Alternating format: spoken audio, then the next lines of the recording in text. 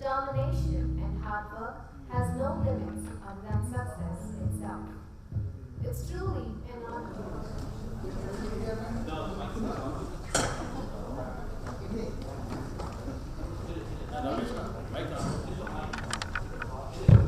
Okay. All right. I think we'll go ahead and start because people will be coming and there are some people have lost somewhere in the Institute of Science because you cannot come to NIAS through IASC now. You have to come actually all the way and in a different route near Ramaya Hospital and other things. So we'll go ahead and start. And first, thank you very much for coming, and I think there are a lot more people to come. And I think I want to introduce Dr. Suchitra Nair for being kind enough to host this function here. And she's a very, very distinguished faculty at Jain University. And so at this time, without further ado, I would like to request Dr. Suchitra Nair to start the proceedings. Thank you.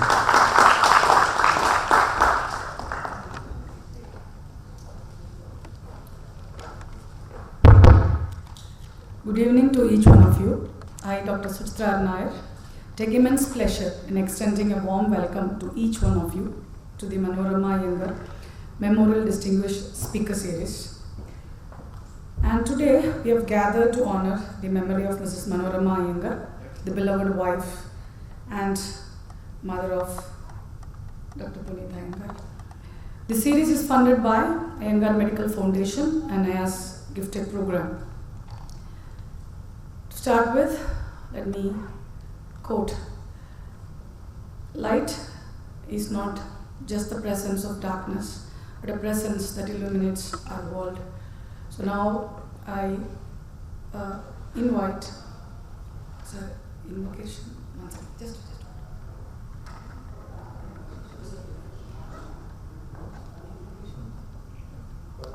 Yeah, I'm sorry. Yeah, may now invite Mr. Bharat Narayan to give the invocation.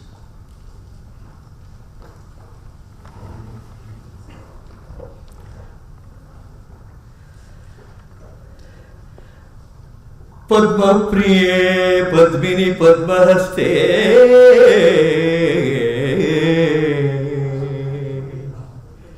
Vishwa Priye Vishwa Manonukule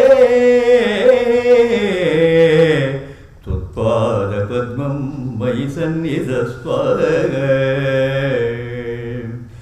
Bhagya Lakshmi Varamai Saubhagya Lakshmi Varamai ನಮ್ಮಮ್ಮ ನೀ ಸೌಭಾಗ್ಯದ ಲಕ್ಷ್ಮೀ ಬಾರಮ್ಮ ನಮ್ಮಮ್ಮ ನೀ ಸೌಭಾಗ್ಯದ ಲಕ್ಷ್ಮೀ ಬಾರಮ್ಮ ನಮ್ಮಮ್ಮ ನೀ ಸೌಭಾಗ್ಯದ ಲಕ್ಷ್ಮೀ ಬಾರಮ್ಮ ಹೆಜ್ಜೆಯ ಮೇಲೊಂದು ಹೆಜ್ಜೆಯ ನಿಕ್ಕುತ ಲಕ್ಷ್ಮೀ ಹೆಜ್ಜೆಯ ಮೇಲೊಂದು ಹೆಜ್ಜೆಯ ನಿಕ್ಕುತೆ ಗೆಜ್ಜೆ ಕಾಲ್ಗಳ ಧ್ವನಿಯ ತೋರುತೆ ಹೆಜ್ಜೆಯ ಮೇಲೊಂದು ಹೆಜ್ಜೆಯ ನಿಕ್ಕುತೆ ಗೆಜ್ಜೆ ಕಾಲ್ಗಳ ಧ್ವನಿಯ ತೋರುತೆ ಸಜ್ಜನ ಸಾಧು ಪೂಜೆಯ ವೇಳೆಗೆ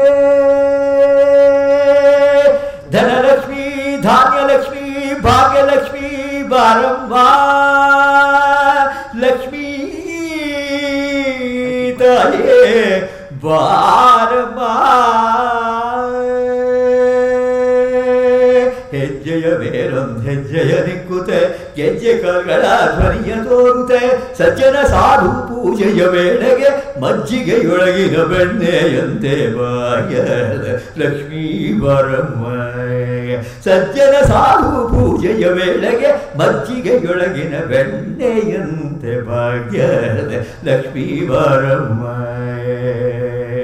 ಸಕ್ಕರೆ ತುಪ್ಪದ ಕಾಲುವೆ ಹರಿಸಿ ಲಕ್ಷ್ಮೀ ಬಾರಮ್ಮ ಸಕ್ಕರೆ ತುಪ್ಪದ ಕಾಲುವೆ ಹರಿಸಿ ಶುಕ್ರವಾರದ ಪೂಜೆಯ ವೇಳೆಗೆ ಸಕ್ಕರೆ ತುಪ್ಪದ ಕಾಲುವೆ ಹರಿಸಿ ಶುಕ್ರವಾರದ ಪೂಜೆಯ ವೇಳೆಗೆ ಅಕ್ಕರೆಯುಳ್ಳ ಹಳಗಿರಿ ರಂಗನ ಶ್ರೀರಂಗನಾಥನ ಪಟ್ಟದ ರಾಣಿ ಮಹಾಲಕ್ಷ್ಮೀ ಬಾರಮ್ಮ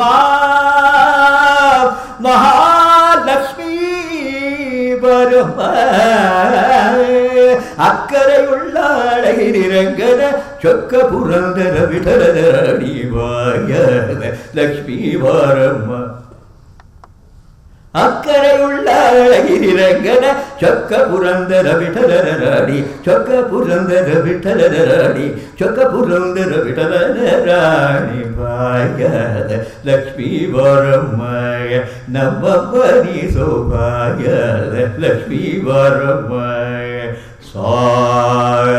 ಸನಿ ಸನಿ ಸನಿ ಪಾಯಪ್ಪ ಮಪರಿ ಸರಿ ಗರಿ ಗರಿ ಗರಿ ಗರಿ ಗಸಾಯ ಗರಿ ಸರಿ ಭಾಗ್ಯದ ಲಕ್ಷ್ಮೀ ಬಾರಮ್ಮ ರೀ ಗರಿ ಗರಿ ಸರಿ ಸಾರಿ ಸರಿ ಸರಿ ಗರಿ ಸರಿ ಗರಿ ಸರಿ ಭಾಗ್ಯದ ಲಕ್ಷ್ಮೀ ಬಾರಮ್ಮ ಪಬರಿ ಪಬರಿ ಪಾಪರಿ ಪರಿ ಪಬರಿ ಗರಿ ಸರಿ ಭಾಗ್ಯದ ಲಕ್ಷ್ಮೀ ಬಾರಮ್ಮ ನಮ್ಮಮ್ಮ ನೀ ಸೌಭಾಗ್ಯದ ಲಕ್ಷ್ಮೀ ಬಾರಮ್ಮ ಶುಕ್ರವಾರದ ಪೂಜೆಯ ವೇಳೆಗೆ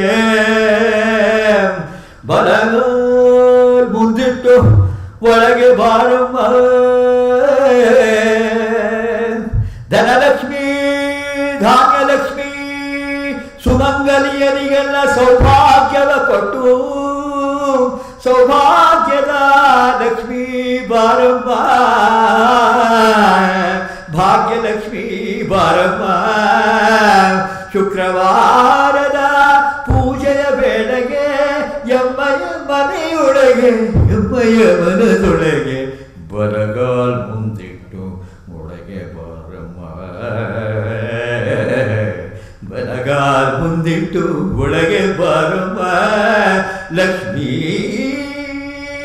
ಭಾಗ್ಯಲಕ್ಷ್ಮೀ ಬಾರಮ್ಮ ಸೌಭಾಗ್ಯಲಕ್ಷ್ಮೀ ಬಾರಮ್ಮ ಭಾಗ್ಯಲಕ್ಷ್ಮೀ ಬಾರಮ್ಮ ಸೌಭಾಗ್ಯಲಕ್ಷ್ಮೀ ಬಾರಮ್ಮ Lakshmi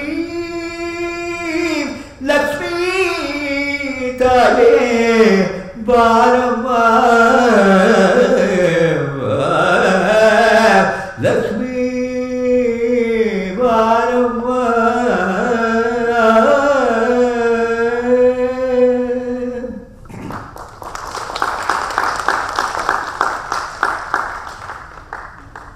Thank you, Professor Bharat Narayan, for that lovely invocation. And I hope that you all will agree it was truly melodious and so spiritually healing for this lovely evening. Thank you so much.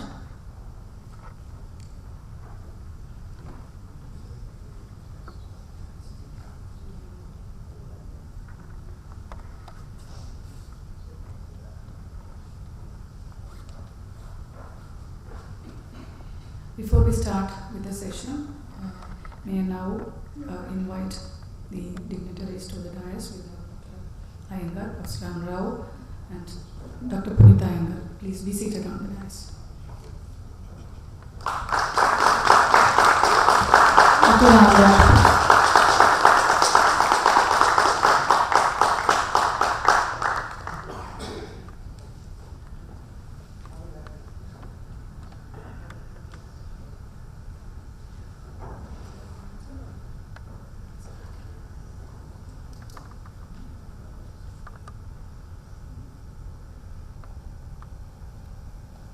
Manorama Iyengar was born in 1955 in Kortegere village of Hasil to Doddamane Alasingachar and Ranganayaki.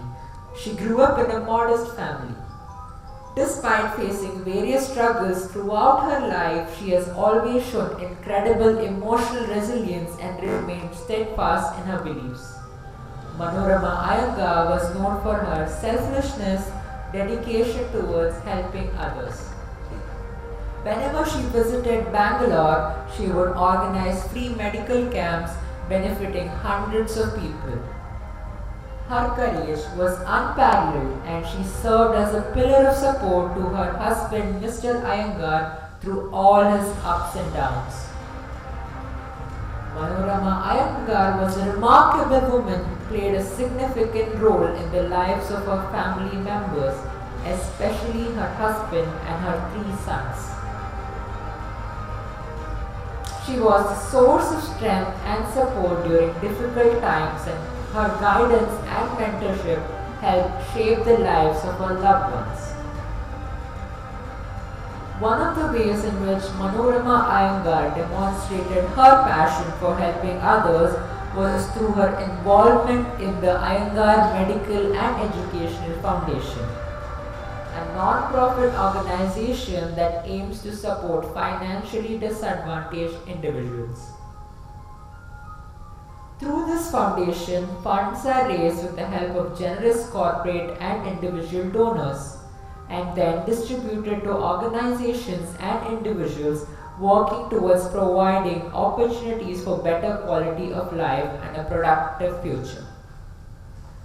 Manorama Iyengar's vision and inspiration were key in the establishment of this foundation, and her legacy of compassion and dedication to supporting those in need continues to live on.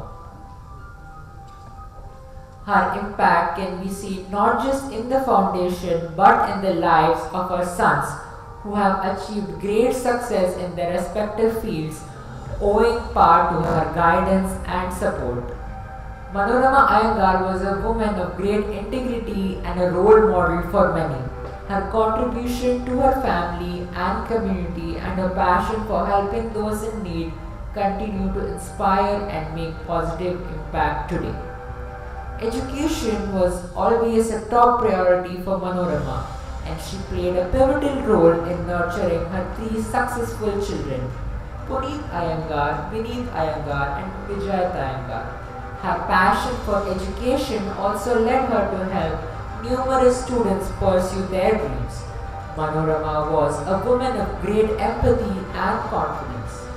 She remained true to herself and valued simplicity and discipline above all. She is a visionary power woman, a mother, a wife, and an extraordinary individual. She will truly be remembered and remain in all our hearts.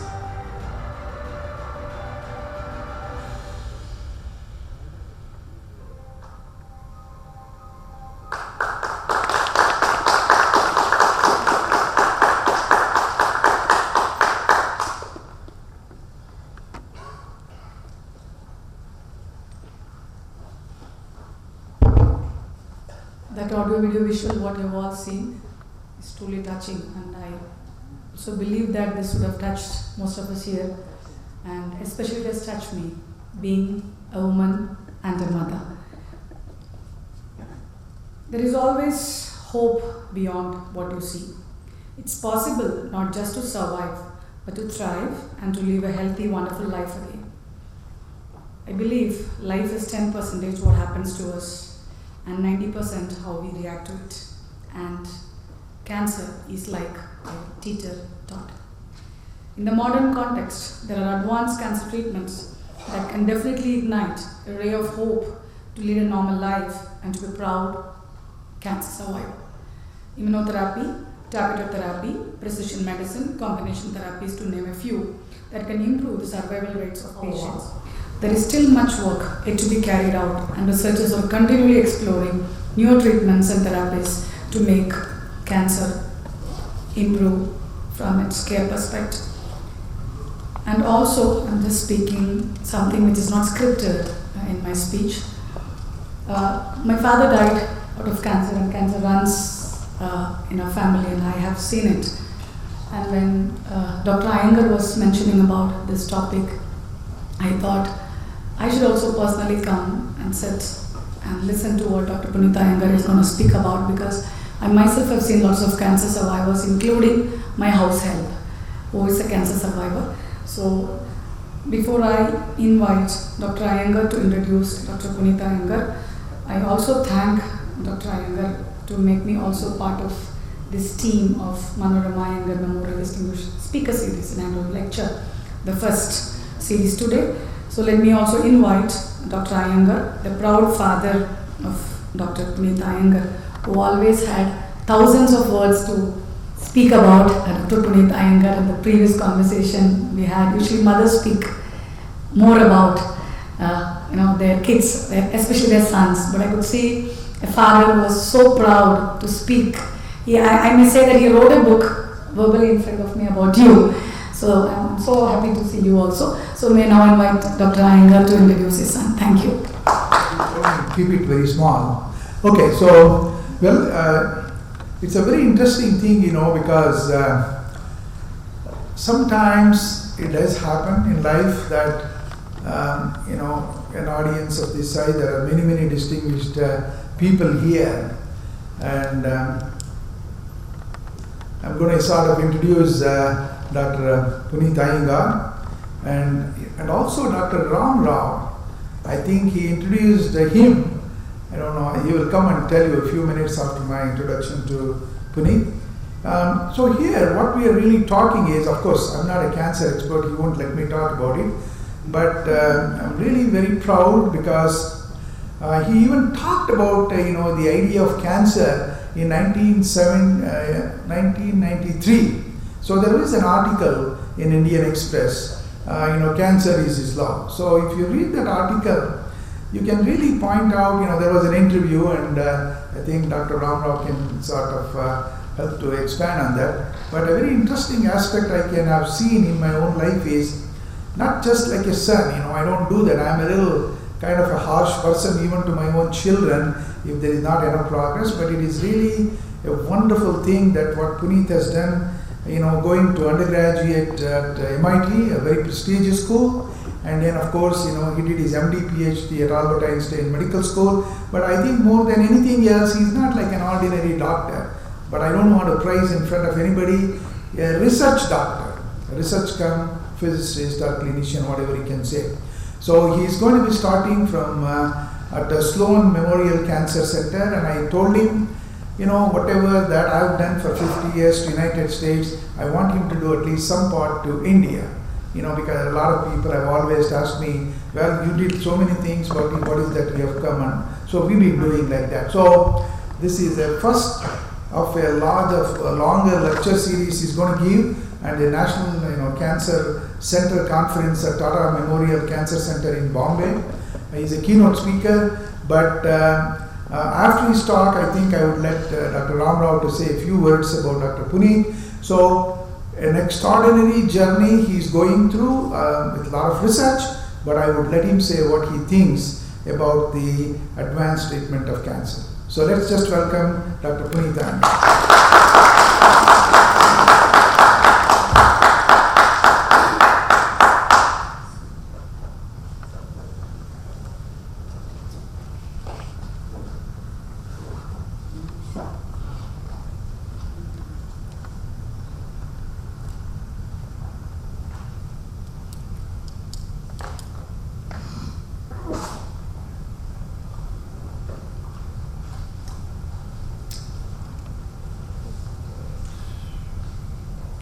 So before I get started, number one, it's an absolute honor to be the inaugural speaker of what we hope to be a long line of amazing speakers, not just in oncology, not just in medicine, but in all aspects of life. Because I think our mother was the ideal representation of getting the best out of oneself, no matter what field, what area of expertise you have, to be the best you can be and do the best you can for not just yourself but for others. And so hopefully, as I said, this will be one of a long line of speakers who will come through these halls and through this lecture series to enlighten the Indian community about what can be done. And the idea is that we need to have hope with whatever respect that we are experts at. And so I'm very proud to be the first speaker of this series. And before I get into my talk, of course, like many people, always on Twitter. And one of the recent images, or videos in fact, was of this mother lion protecting her cubs against other predators in the wild. And I would say that without hesitation, my mother was also an extremely protective person, but she instilled in us, as I said, the desire to be great, not just for ourselves, but for society. And I think that her lasting legacy will be the success that we have in optimizing our approaches across all aspects of society to improve it. So it's a true honor to give this first lecture. So what I wanted to talk about today was hope. Hope that we are making significant improvements in the management of cancer. And I think historically, cancer has been synonymous with fear. Fear of the uncertainty of how cancer will affect our bodies, how cancer will affect our minds, and how cancer will shorten our survival. And I want to provide hope with 3 illustrations that I think we are making significant strides to improve how we manage all kinds of patients with all kinds of cancer. And I think that hope should hopefully resonate by the end of my presentation, and the idea that we will employ modern technologies and modern approaches to optimize our therapeutic responses. So I'm going to take a step back and talk about cancer in general. And really, there are 3 fundamental ways that we treat cancer. On the left here, you have what we would say is chemotherapy, or drugs that go through the entire body to kill cancer cells that are going anywhere in the body. So that's one mechanism. We call that systemic treatment. It's a chemotherapy or some other type of therapy that is going through our bloodstream and going to all parts of the body to kill cancer cells. Then in the middle picture, of course, you have surgery. It's a very simple concept. Surgeons go in, they understand where the cancer is located, and they cut it out, okay? So that's a second fundamental modality. And the third is what I use to treat cancer patients. It's radiation. Radiation are no more than powerful x-rays. We've all had x-rays at one point in our life for a broken bone or to check our chest to see if we have an infection. Radiation are much more targeted, directed x-rays which go and are used to kill cancer at specific parts of the body. Personally, I would argue that systemic therapy, the one on the left, is effective mostly when the cancer is in very small state of, when the tumors are not too large. Once tumors start getting bigger, then you need to consider surgery or radiation to try to kill the cancer. But ultimately, they all work together, okay? And so the treatment paradigms that I wanted to discuss with you today are the three areas that I think we're going to make the greatest progress probably in the next 10 to 15 years. Number one is the utilization of immunotherapy, and I'll explain what that is in the management of different cancers. Number two, the utilization of radiation in stages of cancer that we never thought radiation could be used for and benefit. And number three, which I think is very relevant to a number of the distinguished guests that we have here, is the utilization and leveraging of big data enterprises and artificial intelligence to help us understand what is the best approach to treat cancer patients. So let's start with immunotherapy. So immunotherapy is a very complicated word, which simply means that we have figured out drugs that can be infused into our bodies that help our immune systems, our own immune systems, fight cancers. And this has been a goal of the cancer community for, I would say, 50 to 70 years. The idea of enhancing our own immune system to better understand how to kill cancer cells, okay? And the real breakthrough came from basic science research that was conducted in the 1980s at MD Anderson Cancer Center, where I trained, but I came much later, of course. But the idea was that tumor cells, and those are these cells that are in the orange-red, the tumor cells are at the top there, and the immune cells are in green, they're at the bottom. And as you can see, there's a complex interaction between the tumor cells and the immune cells. And what these scientists discovered was that the tumor cells were hijacking our immune system and suppressing their ability to fight the cancer. So what they ultimately did was they developed a class of drugs which blocked the ability of the tumor cells to control our immune system. The drugs enhanced our immune system. By enhancing our immune system, they became effective in fighting and killing the cancer cells, okay? So ultimately, what ended up being a very limited landscape of treatments that we could use on the left, what I call the old approach, meaning there was only a few types of chemotherapy that made patients very sick, made them have a lot of side effects, and were not very effective. Now the pendulum has swung to the right side, and we have a much more complicated and sophisticated set of tools that we can use to amplify the immune system to fight different cancers. And this is a graph from a paper in the New England Journal of Medicine, which is arguably the best medical journal in the world.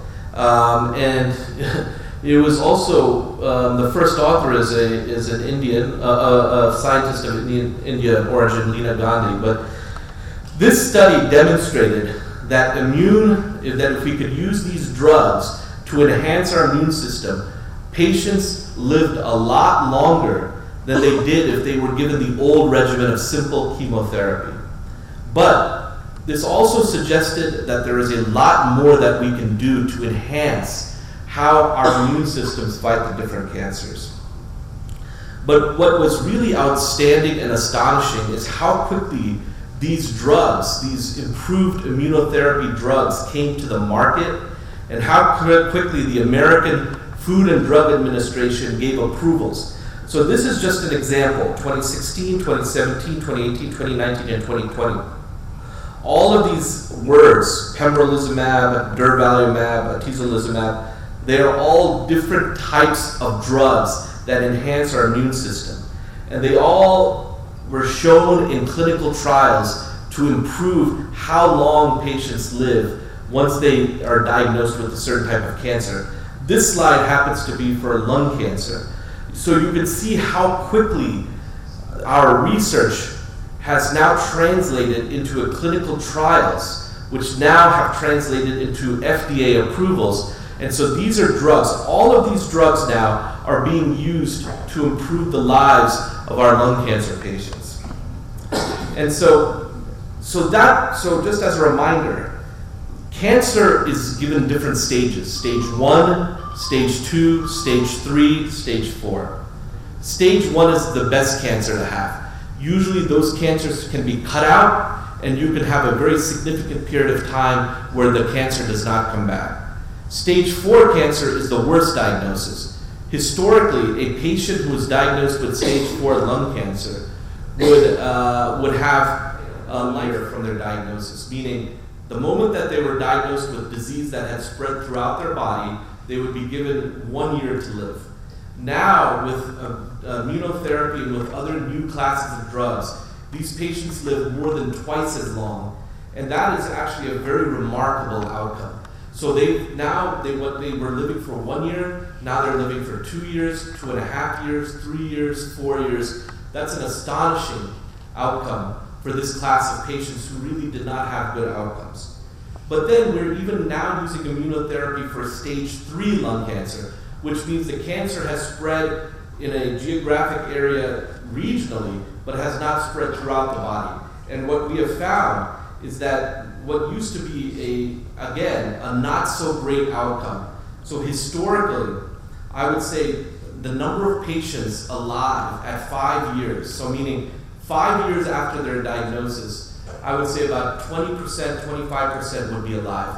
Now it's nearly 43% because of this class of drugs that enhances our immune system. So again, we are seeing extraordinary improvements in the outcomes of our cancer patients. I'm not saying that this is a sixer. Maybe you could call it a 4, and you could a 4-run score. So, but at the end of the day, we have to take these steps, one step after another, to improve our cancer outcomes.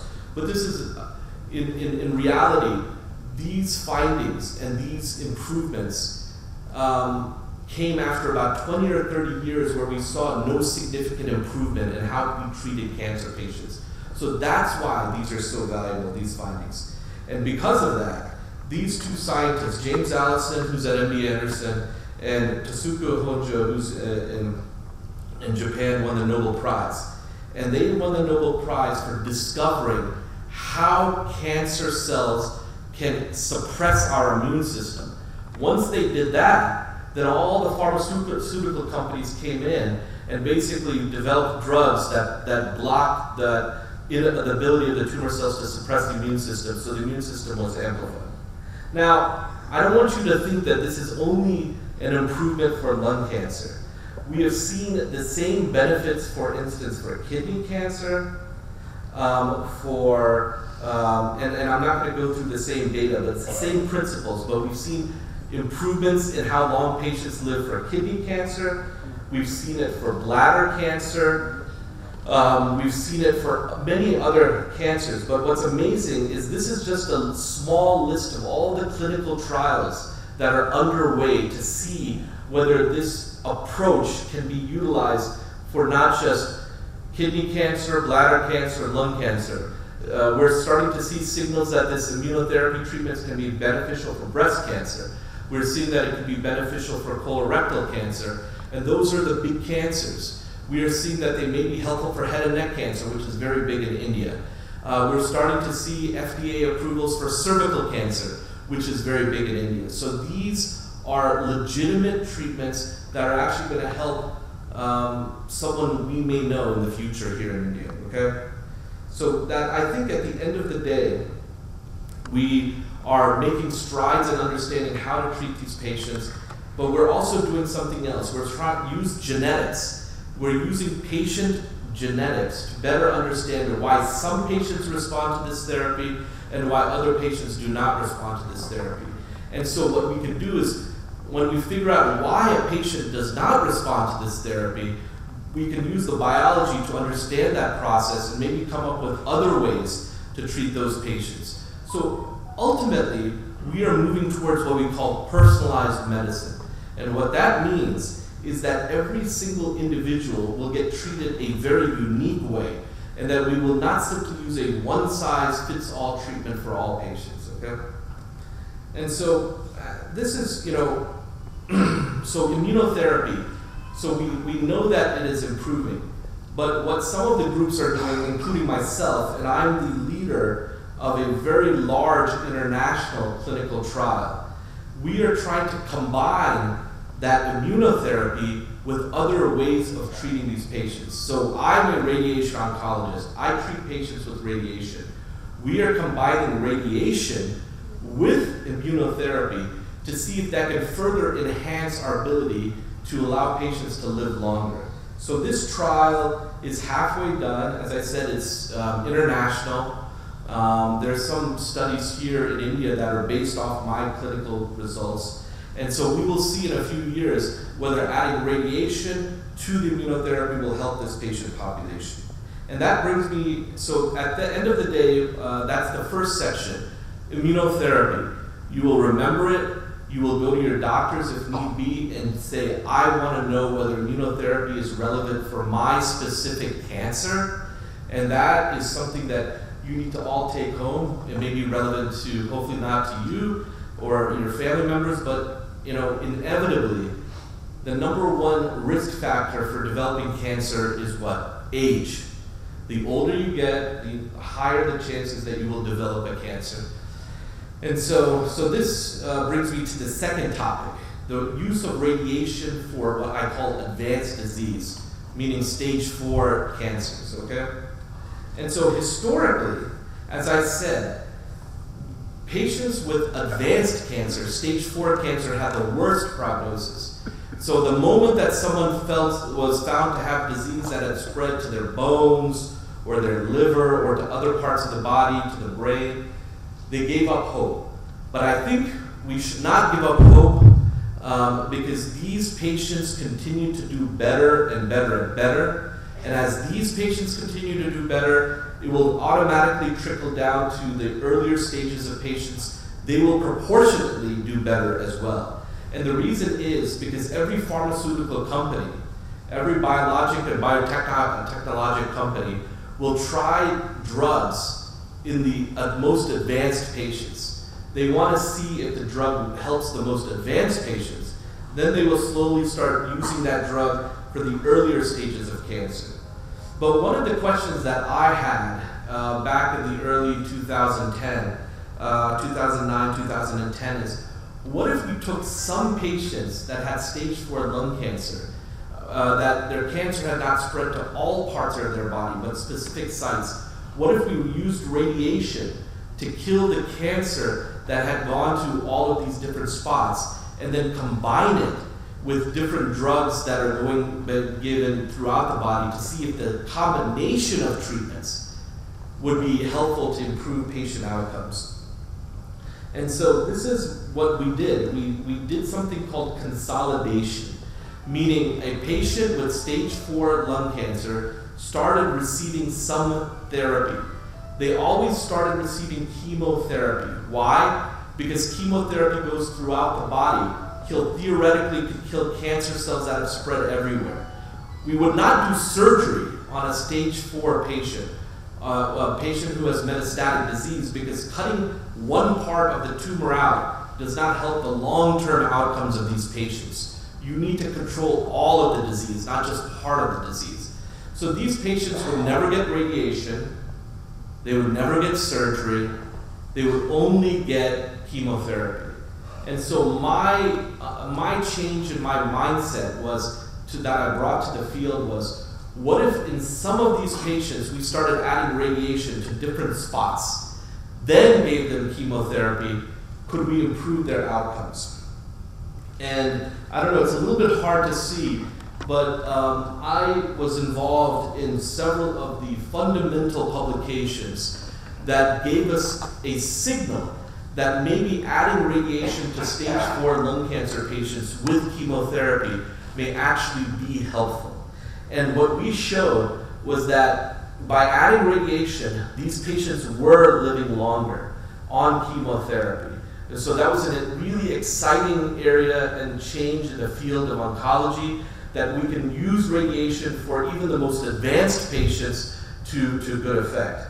And so that led to the clinical trial that I described, where we are now doing this internationally, and we want to see if the same findings exist, but now instead of chemotherapy, we're combining the radiation with immunotherapy, the most recent and effective systemic agent. So hopefully in a few years, we'll have a very high-profile paper, but more importantly, it's high-profile because it shows that the combination of radiation and immunotherapy is actually benefiting our patients and letting them live longer, okay? And so, let me just, so, the idea is that we are going to a personalized form of treatment. We want to personalize our treatment to every individual patient because not every patient responds the same way to chemotherapy. Not every patient responds the same way to immunotherapy or radiation or surgery. So we need to continue to collect data to better understand how to optimize the treatments for these different patients, okay? And, I won't get into the details of some of the work that we've done, but suffice it to say that the future directions of the radiation aspect of this is that we need to get more genetic information about different patients, we need to develop models to predict how an individual patient will respond to a certain therapy so that we can guide them in the right direction from the very early stages. Instead of just saying, okay, everybody, we're going to give you chemotherapy. Every cancer, we're going to give you immunotherapy. Let's see if it works. In the future, we will be able to use the data to predict, and your genetics will allow us to predict if your tumor will respond to this treatment or will not. So we avoid wasting your time and the toxicity and side effects of these treatments on therapies that will not ever work from the get-go. Okay, and that's some of the work that we're doing. And so the last section that I wanted to focus on is big data.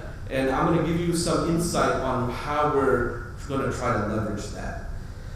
So at the end of the day, we want to leverage technology and we want to leverage biology to personalize therapy for all our cancer patients, whether it's lung cancer, liver cancer, brain cancer, breast cancer, uterine cancer, prostate cancer. We need to be able to personalize the therapy to the unique patient population.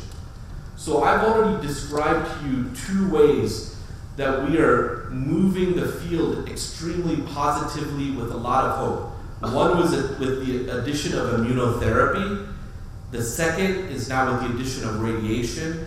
And now I'm going to talk about the addition of data management and our understanding of how patients do to inform us and help us predict how to treat them in the future, okay? And so really, I have 3 questions for all of you, which I will answer myself, of course.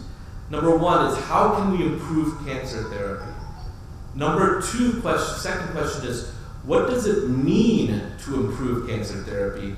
And certainly the third question, which you may think is very obvious, is why do we want to improve cancer therapy?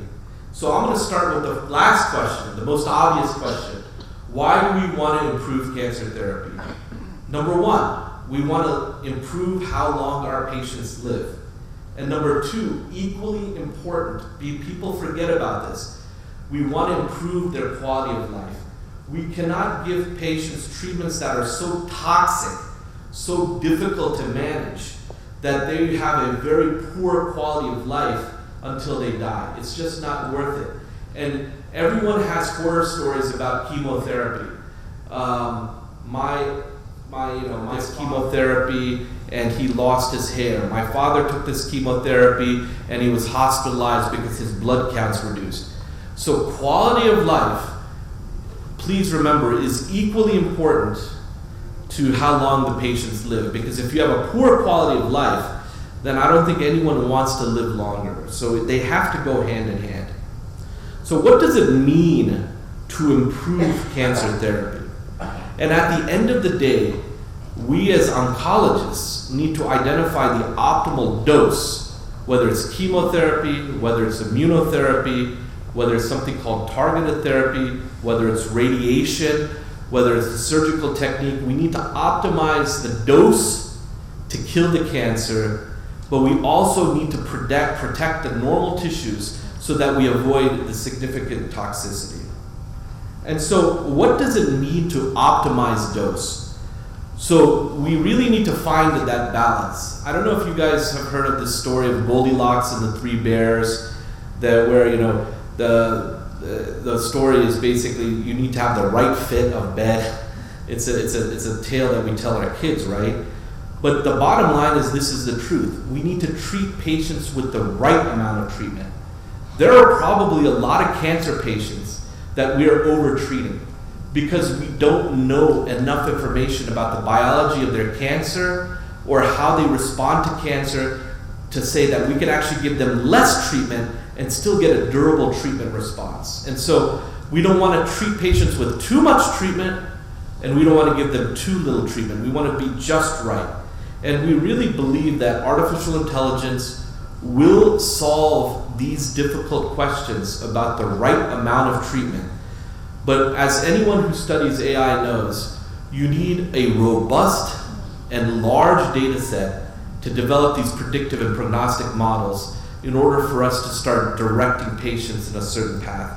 And this is what I really emphasize to this Indian community, is that you have an opportunity more than most other countries. Unfortunately, because of the size and the population of this country, you see a diversity of cancers and you see large number of cancers. So what that means is that you can generate a lot of data very rapidly and robustly that will help feed into the AI models to help dictate outcomes. What would take America, which is 1/4 or 1/5 the size of India, would take America 5 years, you could probably generate that type of data within 6 months to a year here. So that type of big data enterprise has to be leveraged, okay? So so I talked about the optimizing the dose, and I've certainly talked about less dose to normal tissues. The less the dose to the normal tissues, the better the treatment outcomes will be, no matter what. And so that's a fundamental truth. And so how can we improve cancer therapy? And so I've given a few examples here. For those patients who are receiving chemotherapy, it's really simple. Just replace the chemotherapy with immunotherapy if we can predict that those patients will benefit from immunotherapy. Otherwise, it's just better to treat them with chemotherapy. So how do we do things right now with respect to clinical trials? We have some small evidence that a patient will develop or benefit from immunotherapy.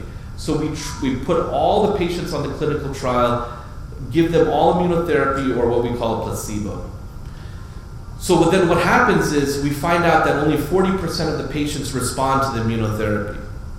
So then what we do is we go back in time and look to see the genetics of the tumors to help understand why the other 60% did not respond to the immunotherapy. Honestly, that's a very backwards approach. Looking for the failures to understand how to optimize the therapy. I think in the future, we will be able to direct the patients to the right treatment so that we enrich for the number of patients that will actually benefit up front for a different type of therapy. For radiation therapy, I think it's how to improve our technique by using better imaging. So, as I said, what is radiation? Radiation is the delivery of X-rays, very powerful X-rays that are targeted towards where the tumor is located in the body. But now companies have made machines that have CAT scans and MRIs built into the radiation machine. So now, every day, we are generating data. We're collecting an MRI image of the tumor, and we are seeing if there's any change in the shape of the tumor, in the functionality of the tumor, and then that is helping us decide how to treat the patient with radiation appropriately the next time. And so that is called biologically guided adaptive treatment. And again, in the future, if we generate enough data, the AI, the algorithms that are generated with AI will help us navigate the approaches we take. All right? So again, let me remind you, the metrics to demonstrate a better therapy. 1, less toxicity. 2, better tumor control. 3, better quality of life. And ultimately, patients need to live longer. If they're not living longer, we have not done our job in improving the outcomes for these patients, but we need data. And so this is some adaptive radiotherapy. These are what the machines look like. Very sophisticated machines, about $8 million each. There are, in fact, a number of these machines already in India. This is probably overkill for India at this moment in time because we have so many patients that don't even get basic radiation techniques and therapies. But nonetheless, this is the future, is to adapt treatment based on how the tumor changes after each successive radiation treatment. And let me give you an example. So this is, let me see here. So see on the left is a patient that has in white a tumor. All of the stuff in white in the middle of the brain slice is tumor. So the patient starts getting radiation. So as you notice, as you move from left to right, the volume that is white is reducing. So the radiation is certainly working. But what's important to understand is that why would we use the same radiation volume for the patient in the far right that we did for the patient on the left? The volume has shrunk. If the volume has shrunk, that means the tumor has shrunk. If the tumor has shrunk, why would we still use a very big radiation field? We should actually start shrinking the radiation field to protect all the normal brain and to just treat what we think is the cancer. And this is what we mean by an adaptive radiation approach. And this will optimize our killing of the cancer and the protection of the normal tissues, in this case, brain. But you can imagine in the lungs, right next to the heart, it would protect the heart. If you're in the liver, it would protect the bowel, small intestine, large intestine, okay? So that's the kind of the theory. And so this is all part of our idea of personalized and precision oncology. So we have initiated an approach where I am at UT Southwestern right now in Dallas, but as my father said, I'll be moving to Memorial Sloan Kettering Cancer Institute to have a leadership position in a few months. And the idea is that we need to acquire data, we need to acquire robust data. But as you can imagine, every single time a patient gets radiation, we're collecting a large amount of data about their tumor, the change in their tumor, how we radiated the tumor, the metrics and the parameters. Same thing with chemotherapy, same thing with immunotherapy. Every time we treat a patient, we are generating a lot of data. So the question is, can we leverage this patient-specific data to develop these ultimate algorithms? So I've coined this idea that we have two types of data, fundamental data and acquired data, okay? Fundamental data is the data that is generated every time that you go get a cancer therapy. So we're generating constant data. We treat you a certain way, we're generating data, okay? That's what we call fundamental data. That is fundamental to your treatment. But what is equally important is what we call acquired data. So aside from doing CAT scans or MRIs every 3 months, how do we know that our treatment is working? How would we know? Unless the tumor is sitting here on your skin and you see the tumor shrinking, if there's a tumor that is deep in your body, how do you know that the treatment is even working? Sometimes patients will tell you, I'm feeling better, okay? And that's actually quite a good metric or surrogate for suggesting that the tumor is shrinking. So I treat lung cancer. So a lot of my patients are short of breath. They can't breathe. And so when the tumor starts shrinking, the patients start breathing better, okay? And so that is a very good suggestion that the tumor is shrinking, but that's a very crude methodology. How else can we get some data to suggest that the tumor is actually shrinking or improving? It's by collecting data in an acquired manner, collecting blood before and after every treatment. We now are able to look at blood and identify tumor cells in the blood that tell us potentially if the treatment is working or not. We can also collect urine. We can do repeat biopsies. We can do all types of things that we acquire as the patient is getting treated. And that information can then be fed into the algorithms that help us predict and prognosticate the appropriate direction to treat a patient, okay? And so I'm going to skip through the next few slides very rapidly, but this is just to show you the depth and the extent of this difficult problem, which is to acquire the data. So there are common features that are relevant to all types of cancers, that we collect information on. Your date of birth, whether you're a smoker or not a smoker, your sex, whether your cancer had spread to lymph nodes, not spread to lymph nodes, had they spread to the brain, not spread to the brain, all of this information. And so, there's other types of information that we collect. We do blood work. We check to see if your electrolytes are in balance. We check to see if your blood counts are in balance. All of that is data that we automatically collect for every patient. So that needs to be fed into the algorithm. And so then there's radiation-specific parameters. So then if you look across the board, these are an example of the imaging parameters. These are example of parameters that we can collect from blood, tumor, urine, stool. We can collect information from the stools that can help us understand whether a treatment is working or not working. So we should not be limited in scope by just thinking about the scans that we take every 3 months to see if your treatment is working or not. We need to look at the entire picture, but we need to collect that data in a very organized fashion so that we can be sure that that data is accurate. So what we have done is we've decided what pieces of data we want to collect, for instance, for brain tumors, what we call CNS, for tumors of the head and neck area, which is very common in India. We have different features that we're collecting for head and neck cancers, different ones that we're collecting for breast cancers, different ones we're collecting for lung cancers, because each of these cancers evolve in a different environment. So we have to understand how that environment is also influencing how the tumor grows and how the tumor responds to therapy. So these are all the different features that we are initiating to collect in order to optimize the data that we input into the artificial intelligence algorithm. So at the end of the day, what I would like to say is that we have, I think, offered better hope that our patients are doing better, okay? It's very obvious by how long our patients living that they are doing better. So the overall story or take-home message is that cancer patients are doing better.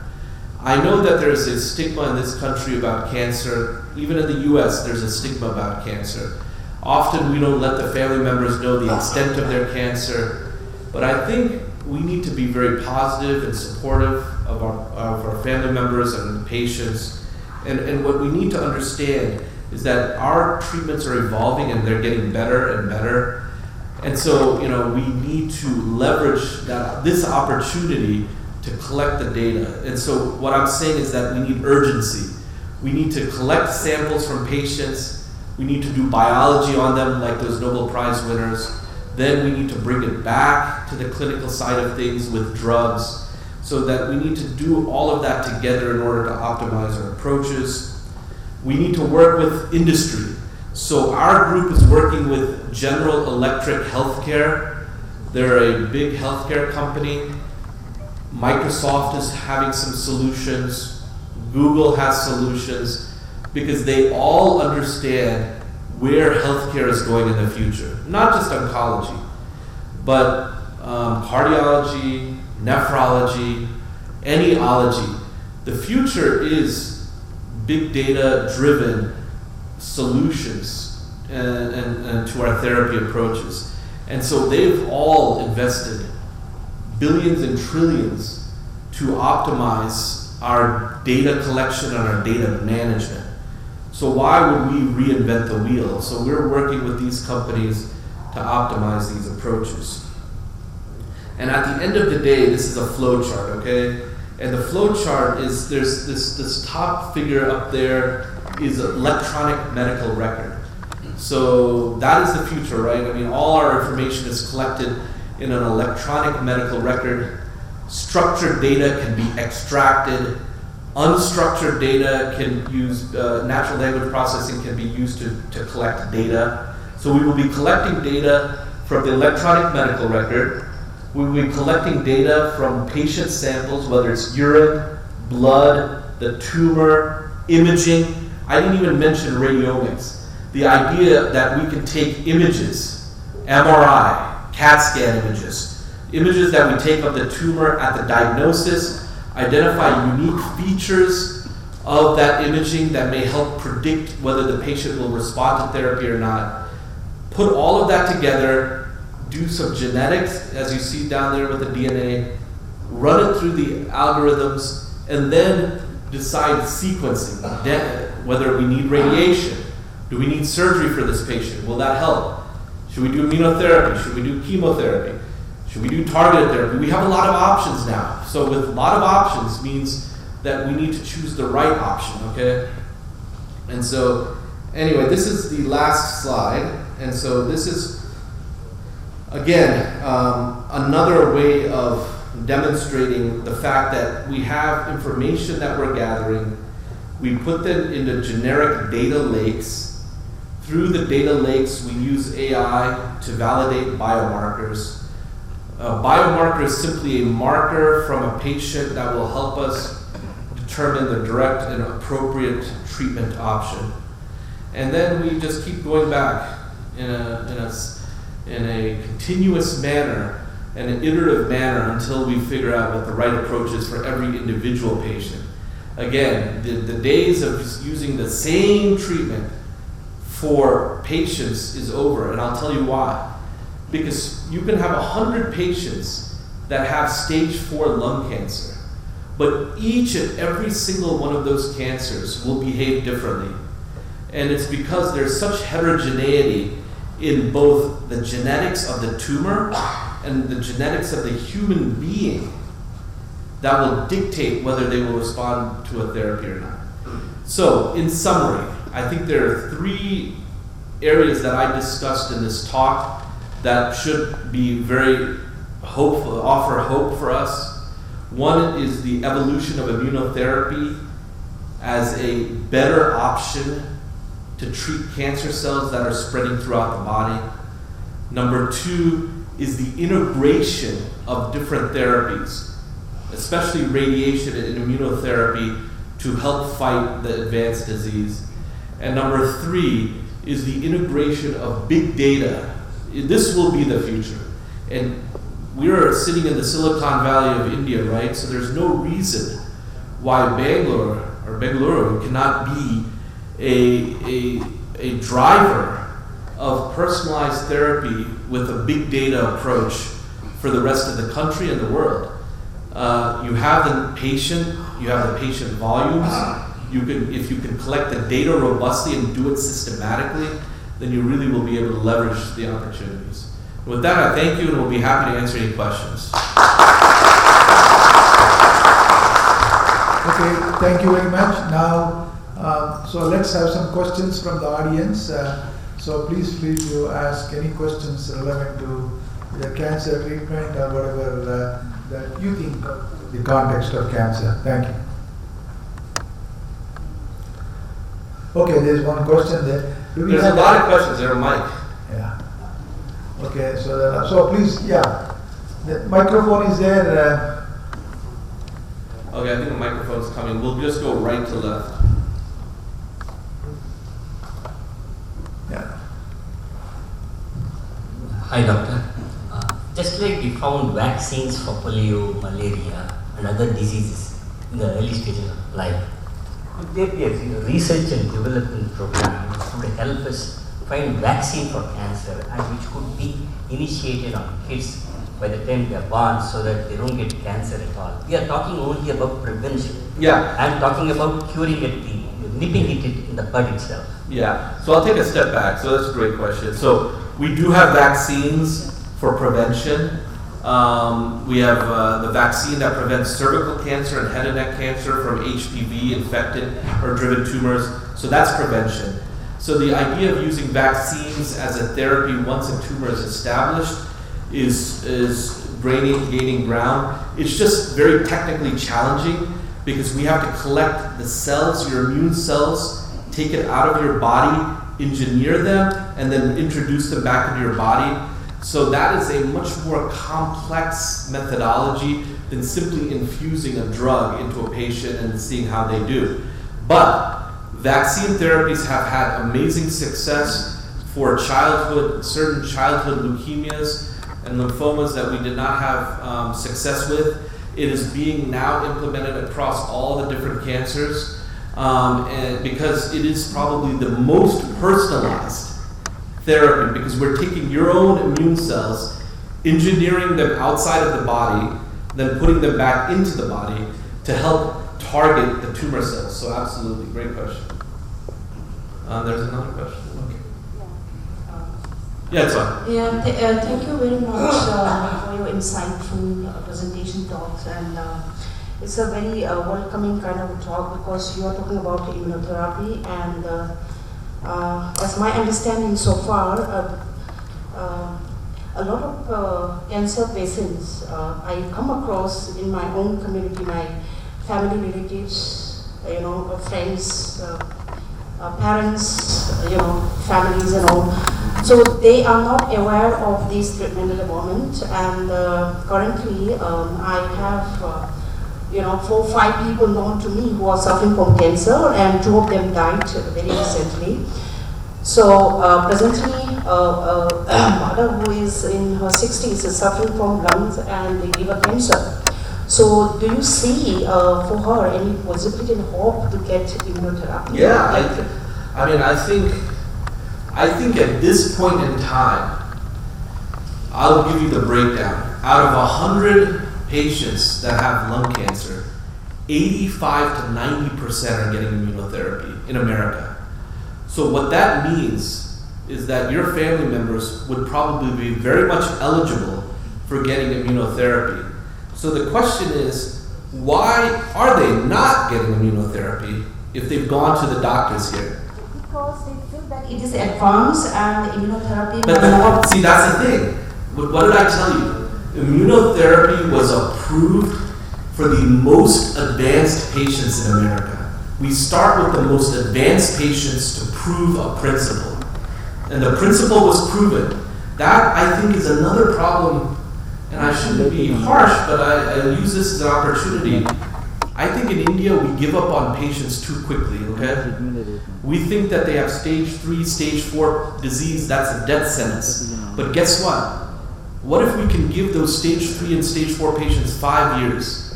They may see grandchildren born. They may be able to do a lot of fundamental things in that 5 years, okay? I think my mom would have very much wanted an extra 5 years. She didn't have cancer, but I'm just saying. So the fact that someone says someone is too advanced, those are the patients that we should be trying the immunotherapy on. And so I've felt that this type of mindset from oncologists in India, and I'm not sure why they have that mindset. I think there has to be a reprogramming of their approach for cancer patients, because it is that patients with the most advanced disease that could benefit the most from these novel treatments. Just one quick question. Cancer cells thrive on whatever food sources they have in the environment to the body. Is there any way to starve cancer cells? Yeah. So that's a very good question. I don't know why we've never, as a field, focused on nutrition, because that is one of another variable that should be fed into this big data initiative. So only now, finally, has the National Cancer Institute in America tried to prioritize nutrition, what types of diets, because that's a patient should take when they're having too much sugar, not too much sugar, too much fat, not too much fat, more vegetables, less vegetables, who knows, right? So this is finally, because this is the first question my patients ask me, what can I do to help myself while I'm getting therapy? We don't know the answer, but now we're doing the trials that we'll start getting some answers. And in fact, my group, I hope that we at Memorial Sloan Kettering will be able to do some trials to answer some of those questions as well. I think there's a question. I'm Professor Ratnarayan, and physician course, a Vedic Pandit. You presented a wonderful speech, and we are very grateful to you. You are an ocean of knowledge working on cancer treatments. I hope that alternative treatments are also appreciated. For example, yoga. 30 years back, yoga was out of picture for cancer treatment. But I hope that you do appreciate and agree that yoga, which is a combination of mind and body exercises, pranayama, asanas, yama niyama, etc. I hope that doctors do agree that it may optimize the treatment and minimize the growth of cancers. I don't know. Again, one more development I would like to request you to enlighten.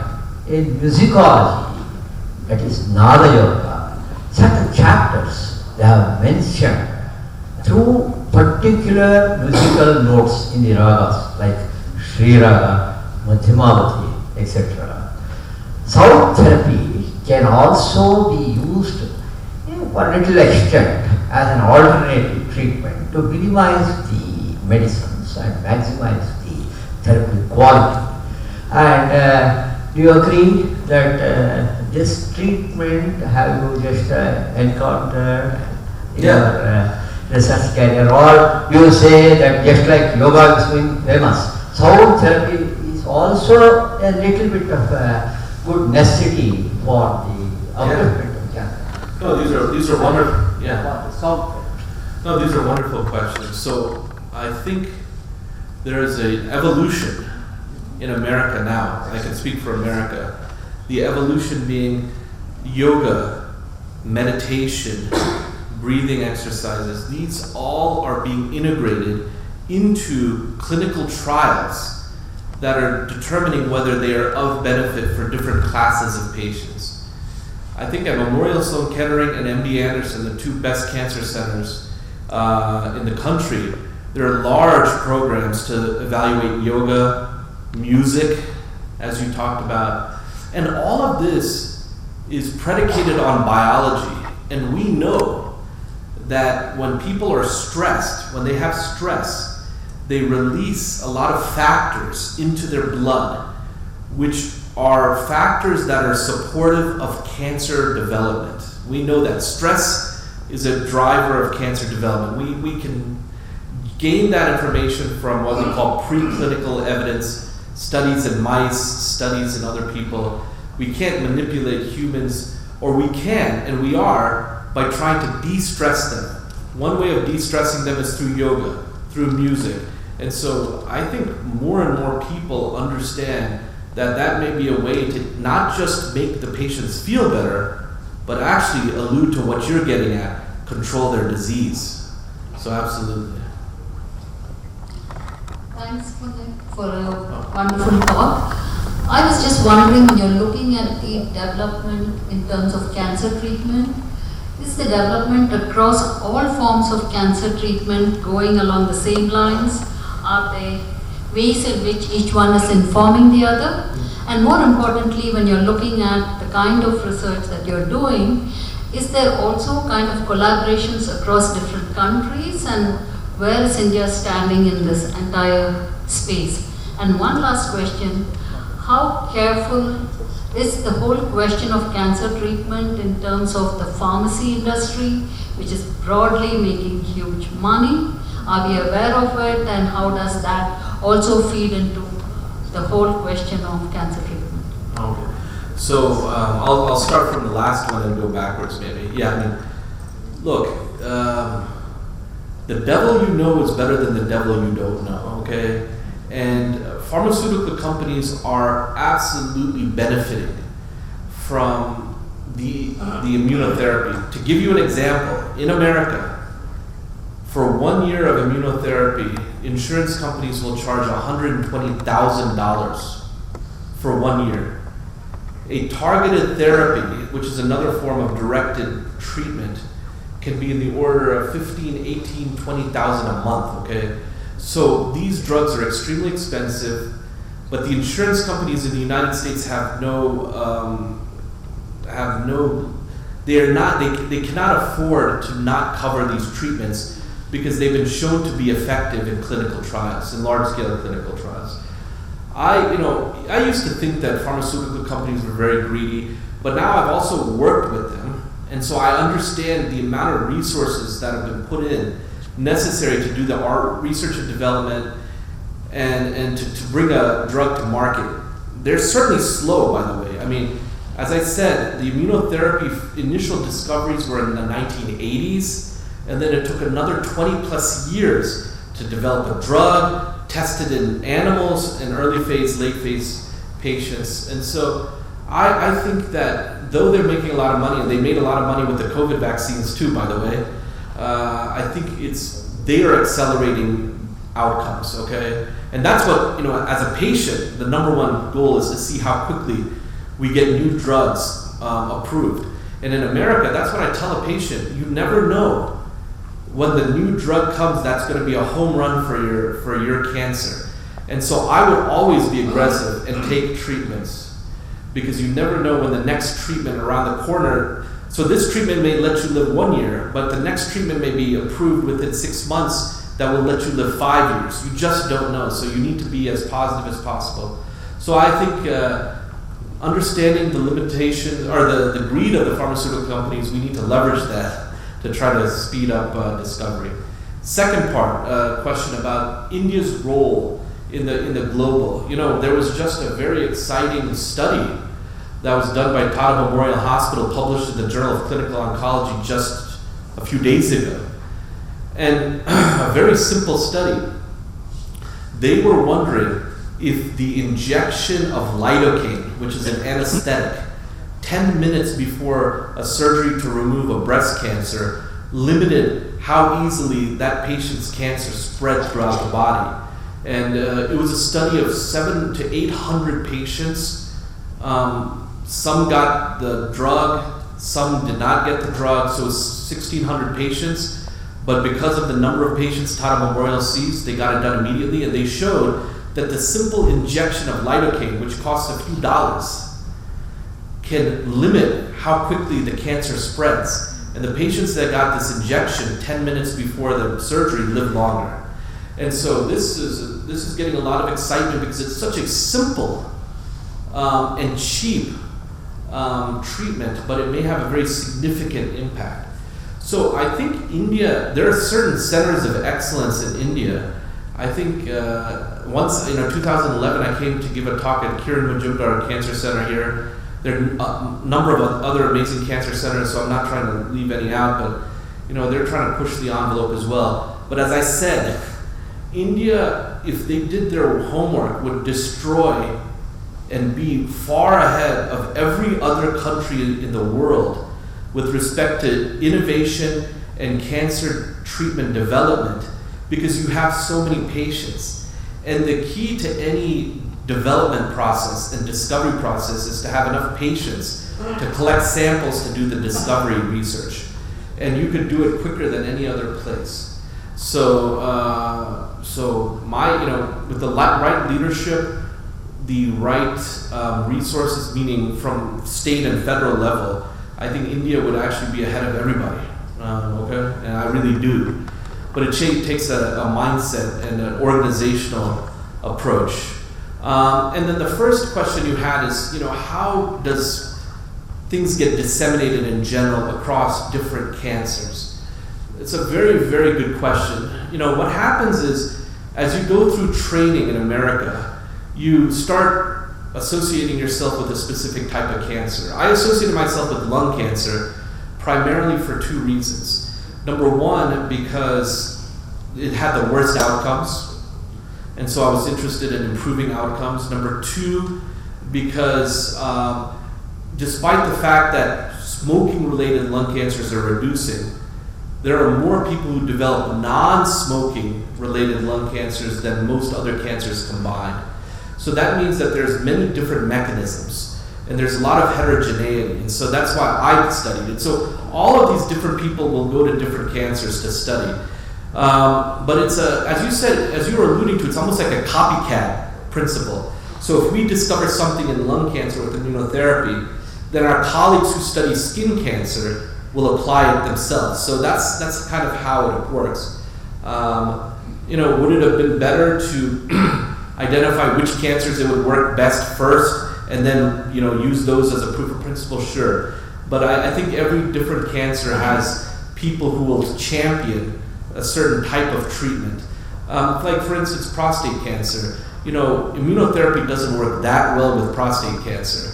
But what drugs they have are these, what we call androgen suppression drugs, meaning blocks the testosterone from feeding the tumor. But lung cancer doesn't use testosterone. So each cancer has a unique set of principles that guide the therapy approaches. But certainly they all learn from each other. Okay, we'll have time for one last question. Two very small questions. One is, could you share some insights on what's happening with stem cell therapy for cancer? And the second one, we work with a lot of young children, so curious about when you got motivated into studying medicine and honing in on oncology. Yeah. So stem cell research is extremely exciting. It really is the holy grail, because at the end of the day, it means that a stem cell is the earliest precursor cell. So if you can manage that cell, you can manage any of its progeny. But again, like the vaccine research, it's very complicated, because if you manipulate a stem cell, it may not go in that certain direction. And you certainly still need stem cells to populate normal tissue development and normal tissue recovery from treatment. So it's still, I think, a work in progress. But again, our pediatric oncology colleagues, so the people who work on childhood cancers, have made the most progress. And you know why? Because, for instance, an adult, if you gave them chemotherapy for 2 years, they would die, because your blood counts would just drop and you would get an infection and you would die. Kids, because they're so resilient and their blood counts come back so quickly, can be on drugs for 2 years and they still do well. And that's why we've been able to solve and cure some of the childhood leukemias, because we give them enough chemotherapy. But guess what? 25 or 30 years later, they develop other cancers because their normal tissues have been affected by the side effects of the initial treatment.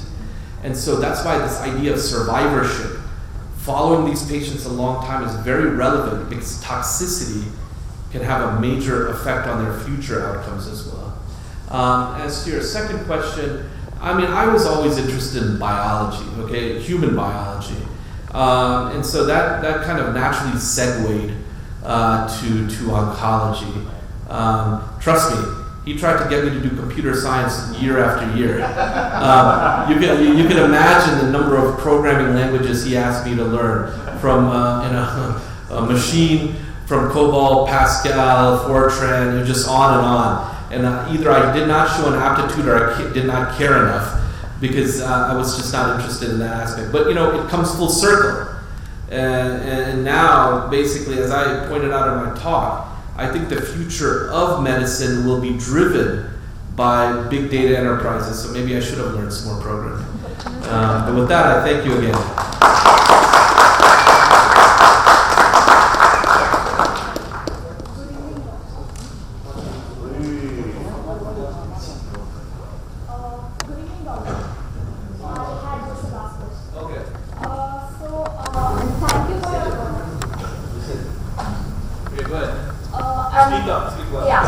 Thank you so much for your very informative talk. I'm doing my master's in biotechnology. So my question is regarding the personalized therapy which you mentioned. So you require the genetic information, the models to predict the kind of drug therapy you would want to give to the patient. So what are you actually targeting and looking for? Is it the SNPs, the single nucleotide polymorphisms, and how can it be modified? Well, single nucleotide polymorphisms. Single nucleotide polymorphisms, I think, are good as prognostic models. I don't think that those have very much to do with actual biology. So we need to look at two things. So when I talk about genetics from some of these tissues, I'm actually talking about mutations in genes that are driving the cancer.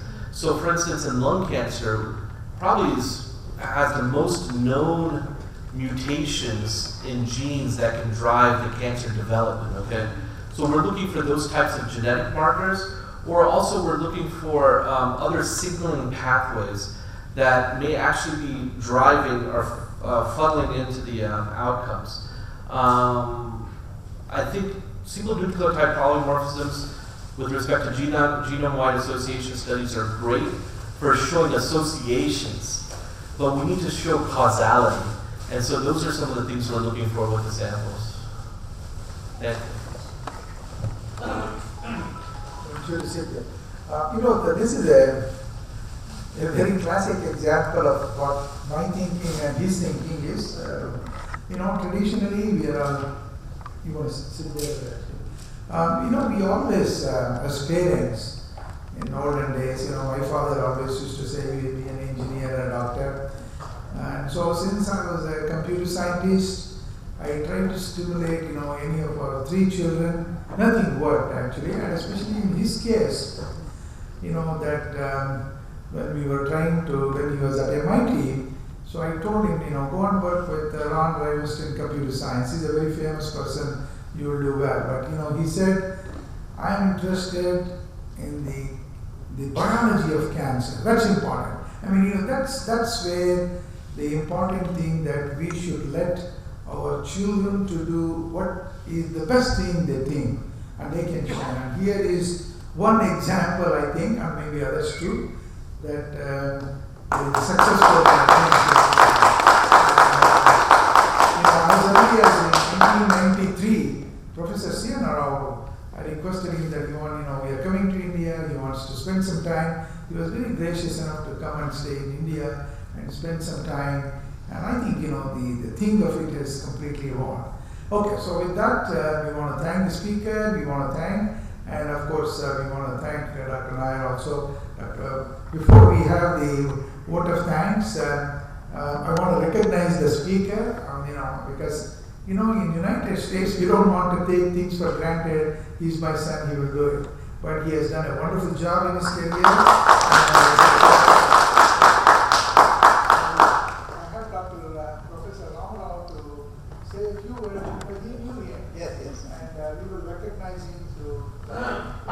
Distinguished people, maybe 30 years back, when I was very young, very, very young, and he was speaking at a faster pace also compared to this day, and we had invited him to a special lecture at Bangalore Science Forum. Subject may be something like isolation of the gene or something like that. And after 1 hour beautiful lecture, in vote of thanks, I mentioned that this boy can get a Nobel Prize shortly. That made a lot of things in a papers, technology and other things. There are far against and so on and so forth. I was also saying, I made a comment, and people asked how he can get a Nobel Prize and other things. But journey has taken 30 years, and now if you see his attainment, maybe my stand may be indicated. He is at a very high level, but you can't say this person will get a Nobel Prize. That's not the idea at all. He is under that club, where the people are doing quite a good work. In fact, we got very good doctors, very good researchers in medicine, very good teachers in medicine. To combine all those things, the doctor, researcher and a teacher is so difficult. I feel today I can put this Professor Puneeth under that category where a doctor, a teacher, researcher is a common. And 30 years have elapsed. Again, I am reiterating the same thing. I will not be surprised if a Nobel Prize is given to him shortly. And more than that, he is a doctor and our professor is a computer science person. Maybe 30, 40 years back, artificial intelligence, people never recognized it, They thought it's something like that. But today, I think both the father and the son will agree, artificial intelligence will encompass the entire wealth of the whole system, entire knowledge of the whole system, and that may give answer. Am I correct? I got great pleasure.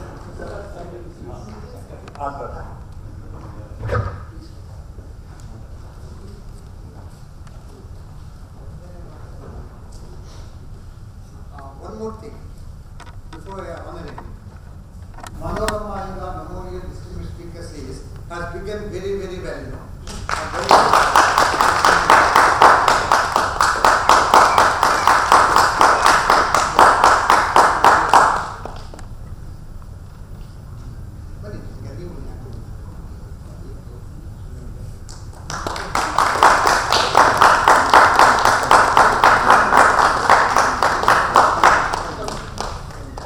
That's a good photo.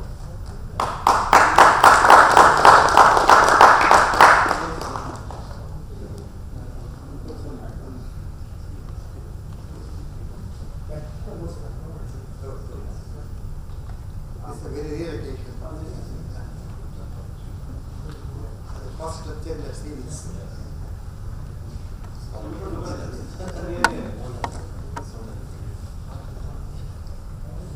Thank you.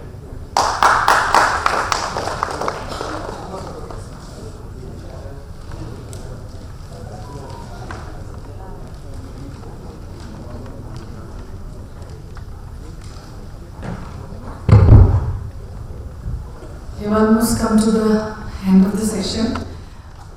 Thank you, Dr. Puneeth, for that wonderful talk.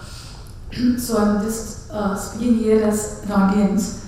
First I thought when Dr. Puneeth was speaking that I was listening to an oncologist, where lots of medical terms were being used like chemotherapy, immunotherapy.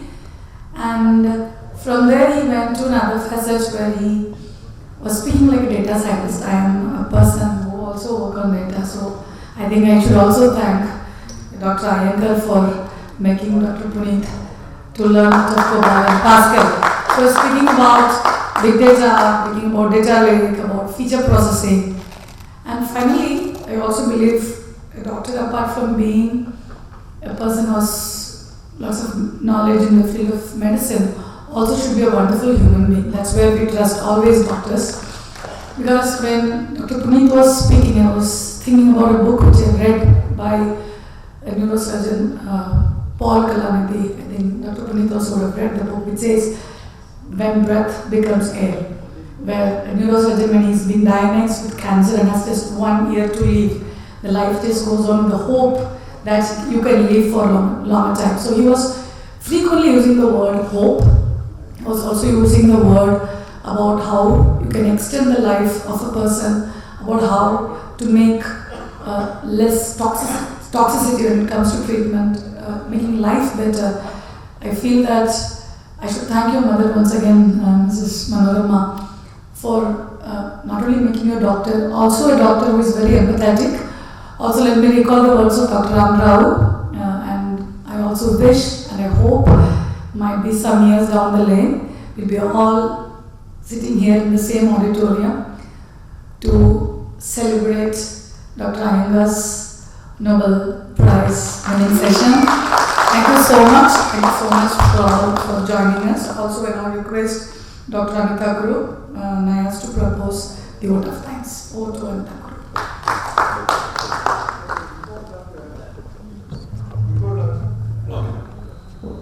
Dr. Karup gives yeah, please come.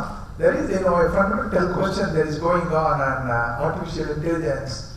I want to ask, Puneeth on that. Chat GPT, I'm sure you must have heard of that, and I'm sure most of you may be trying to understand, what exactly is Chat GPT is doing. And I think lately, in India, I've been giving a lot of talks in various IITs and all. I would say the humanity at risk in the context of Chat GPT, but I don't want to go into that since you sort of mentioned, like big data. Of course, we spend a lot of time everywhere. Every university is spending billions and billions of dollars. It's very interesting. But I want him to say before the vote of thanks a few comments at what he thinks about the Chat GPT in the context of cancer treatment. Okay, well, it's not going to affect cancer treatment per se. It's too early in its evolution. But what it will help do is it will help radiologists read imaging studies. It will help pathologists read pathology specimen slides. It will help detect things that they do not detect. It will help them identify patterns that they are unable to identify. So it will help with the diagnostic aspect of things, but the therapy aspect of things, you need outcomes, you need events. That's why I keep saying that you need to collect longitudinal specimens and outcomes for patients so that the machine can learn what a right outcome is and what a wrong outcome is and what associations drive that. So ChatGPT is still early phases. There's some good things about it, certainly some bad things about it. I hope it doesn't stifle human creativity, which I think is necessary and what makes us unique, and our experiences is what make us unique. As someone said, if ChatGPT starts developing memories, that will help it evolve more reasoning, and that's a little bit frightening. But at any event, I will leave it to the professor, and I would also like to extend my thanks for helping us hold this inaugural speech here. A wonderful venue, part of the entire ISC community, so thank you. It's my pleasure to propose the vote of thanks. Let me just remember Manorama Iyengar. She was instrumental in putting the NIAS Maya Prodigy Fellowship that ran at NIAS for the last 5 years. We have been able to have more than 75 students as part of the program, and if you look at the progress of these students, they have really moved ahead. Just that mentoring interface that these students have got. She was extremely passionate about the program. She wanted the program to reach rural children. She was very clear that the program should be targeting children who are from underprivileged backgrounds, because she always said the urban children will always have an advantage. I'd like to take this occasion to remember her, who has been very instrumental in fueling that segment of the program of the NIAS Education for the Gifted and Talented. My association with Professor Iyengar dates back to over 8 years when we started this particular program, and along with Professor Ramarao, we actually instituted that program, and I think all of us have been instrumental in conceiving the program in ways we could identify these children, not through traditional tests. We really had a very different methodology where children who are not used or do not have the practice advantage of taking traditional tests could be identified through the program. The whole program was conceived, and I'm really happy we have Professor Ramarao and Professor Iyengar here, and it was actually started with the first donation of Dr. Maya, where we started this particular program. I would want to remember Dr. Baldev Raj, who was extremely passionate about that program and wanted that program to move.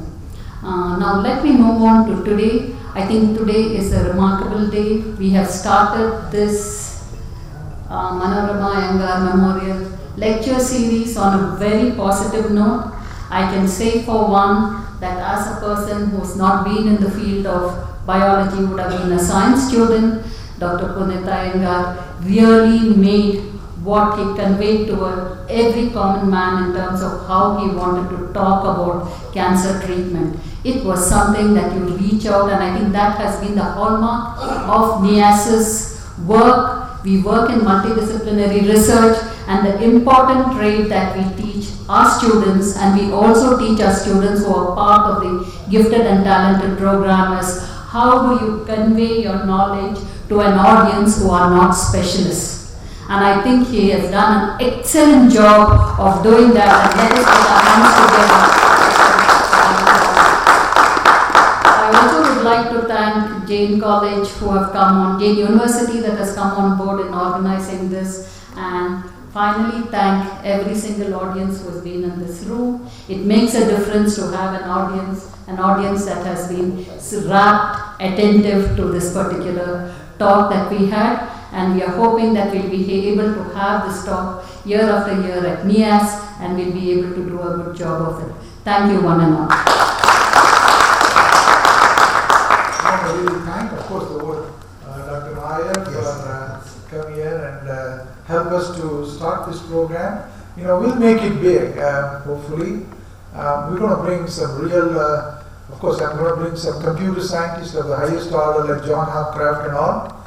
They have already accepted to come here and to India. Of course, we don't know the name of the place and other things. And I'm, because there's just a lot of good, interesting work can be done applying computer science to a lot of medical problems. So I think with this as an inaugural lecture and with him having the start of the lecture series, we are grateful. But more importantly, to all of you sitting here and sitting at home wherever they are, will continue this and your guidance and help and learning from you all. Thank you all.